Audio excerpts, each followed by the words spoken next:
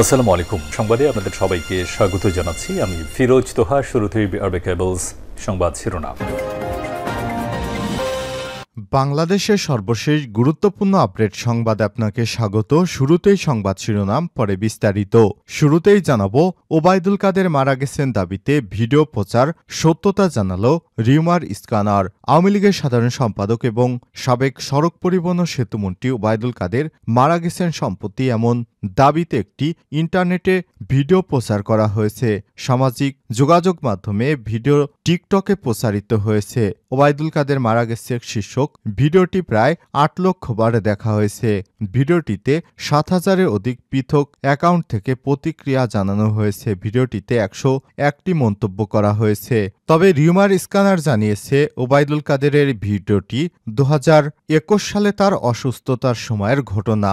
আসলে ওবায়দুল কাদের মারা যায়নি, এটি মিথ্যা বলে জানিয়েছে ফ্যাক্ট চেক তথ্য যাচাই সংস্থা রিউমার স্ক্যানার। এরপর জানাবো, আয়নাঘরের কথা স্বীকার করে ক্ষমা চাইলেন র্যাব মহাপরিচালক। আয়নাঘরের কথা স্বীকার করে ক্ষমা চেয়েছেন র্যাপিড অ্যাকশন ব্যাটালিয়ন র্যাবের মহাপরিচালক একেএম শহীদুর রহমান। তিনি বলেছেন, র্যাবের আয়নাঘর ছিল, আছে এবং সেটি গুম-খুন কমিশন বিষয়টি তদন্ত করছে। জানাবো, চিন্ময়ের আইনজীবীকে নিয়ে যা বললেন বিচারক। চিন্ময়ের আইনজীবীকে নিয়ম মেনে কোর্টে আসার জন্য জানালেন বিচারক। চিন্ময় কৃষ্ণ দাস ব্রহ্মচারী হয়ে চট্টগ্রাম আদালতে আইনি লড়াই চালাতে আসা ঢাকার এক আইনজীবীকে ফিরে যেতে বলা হয়েছে, কারণ তিনি আদালতের নিয়ম না মেনে আইনি লড়াই করতে এসেছিলেন। এ কারণে তাকে নিয়ম মেনে আসতে বলেছে বিচারক। এদিকে ২০২৫ সালের এসএসসির কেন্দ্র তালিকা প্রকাশ।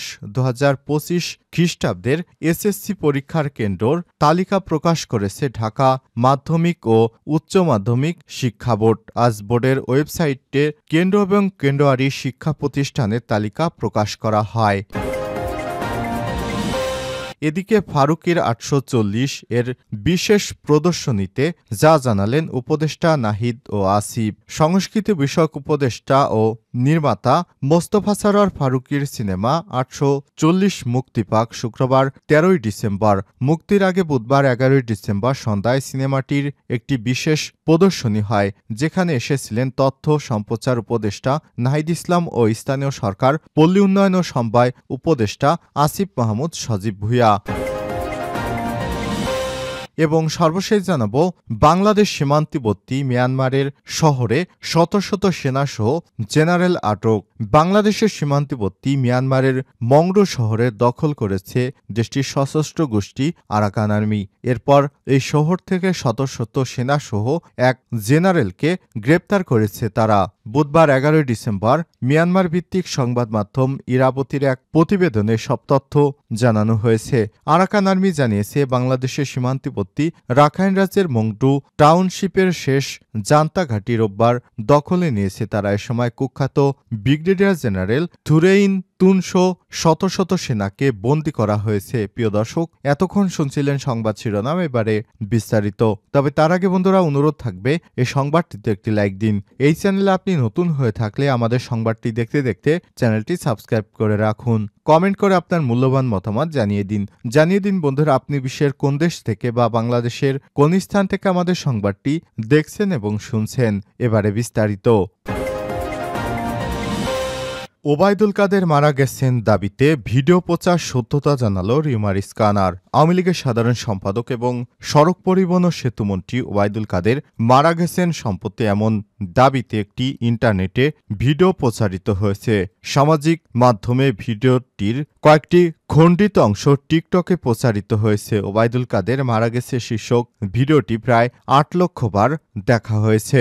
ভিডিওটিতে ৭,০০০-এর অধিক পৃথক অ্যাকাউন্ট থেকে প্রতিক্রিয়া জানানো হয়েছে। ভিডিওটিতে ১০১টি মন্তব্য করা হয়েছে। ভিডিওটির মন্তব্য ঘর ঘুরে অধিকাংশ নেটিজনকে উক্ত দাবির পক্ষে মতামত দিতে দেখা গেছে।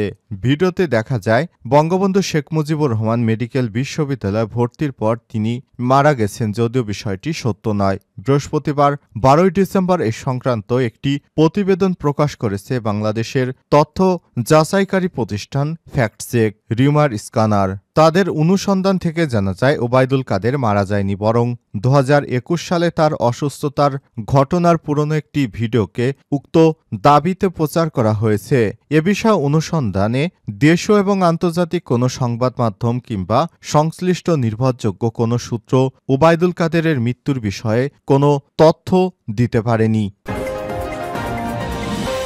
আয়নাঘরের কথা স্বীকার করে ক্ষমা চাইলেন র্যাব মহাপরিচালক। আয়নাঘরের কথা স্বীকার করে ক্ষমা চেয়েছেন র্যাপিড অ্যাকশন ব্যাটালিয়ন র্যাব মহাপরিচালক একেএম শহীদুর রহমান। তিনি বলেছেন, র্যাবের আয়নাঘর ছিল এবং আছে।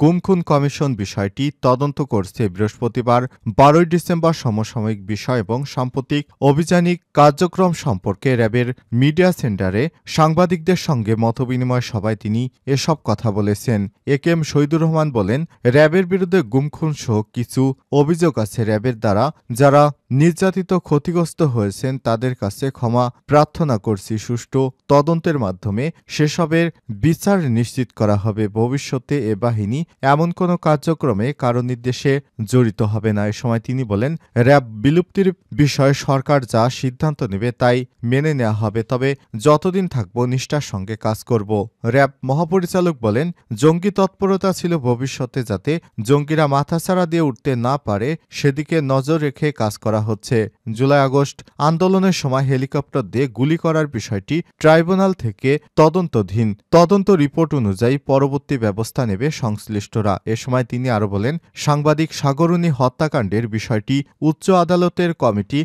গঠন করা হয়েছে, তদন্ত চলছে।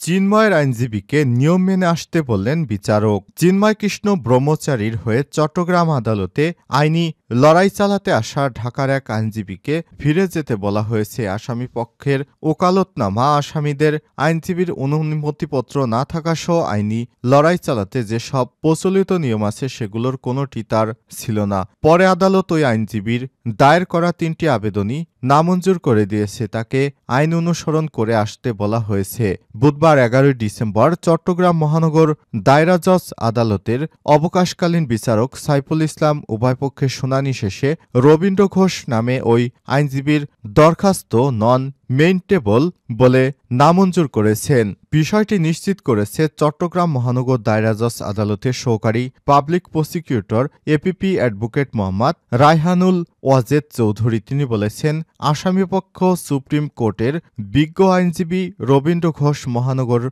দায়রা জজ আদালতে 3টি দরখাস্ত দিয়েছেন। একটি চিন্ময়ের মামলার শুনানির আবেদন, আরেকটি মামলার নথি উপস্থাপন, অন্যটি জামিন শুনানির তারিখ এগিয়ে আনার জন্য। এ সময় তিনি আরো বলেছেন, আদালত যথারীতি দুই পক্ষের কথা শোনেন। যেহেতু ঢাকা থেকে আসা ওই আইনজীবীর সঙ্গে চট্টগ্রাম বারের কোনো আইনজীবীর উপস্থিত ছিলেন না। আসামি পক্ষে ওনার ওকালতনামা নেই এবং আসামি পক্ষে যে ফাইলিং আইনজীবী ছিলেন ওনার লিখিত অনুমতি ছিল না। তাই আদালত ওনার 3টি দরখাস্ত নট মেইনটেবল বলে নামঞ্জুর করেছে। 2025 সালের এসএসসির কেন্দ্র তালিকা প্রকাশ। 2025 খ্রিস্টাব্দে এসএসসি পরীক্ষার কেন্দ্র তালিকা প্রকাশ করেছে ঢাকা মাধ্যমিক ও উচ্চ মাধ্যমিক শিক্ষা বোর্ড। বুধবার 11 ডিসেম্বর বোর্ডের ওয়েবসাইটের কেন্দ্র এবং কেন্দ্রীয় শিক্ষা প্রতিষ্ঠানের তালিকা প্রকাশ করা হয়েছে। এদিকে জানা গেছে 2025 খ্রিস্টাব্দে এসএসসি ও সমমানা পরীক্ষার ফরম পূরণের সময় 14 ডিসেম্বর পর্যন্ত বাড়ানো হয়েছে। ফি পরিশোধ করা যাবে 15 ডিসেম্বর পর্যন্ত। এর কার্যক্রম শুরু হয়েছে 1 ডিসেম্বর থেকে। ঢাকা বোর্ড এসএসসি পরীক্ষার কেন্দ্র তালিকা জানতে ওয়েবসাইটটিতে প্রবেশ করে আপনারা এটি দেখতে পারবেন।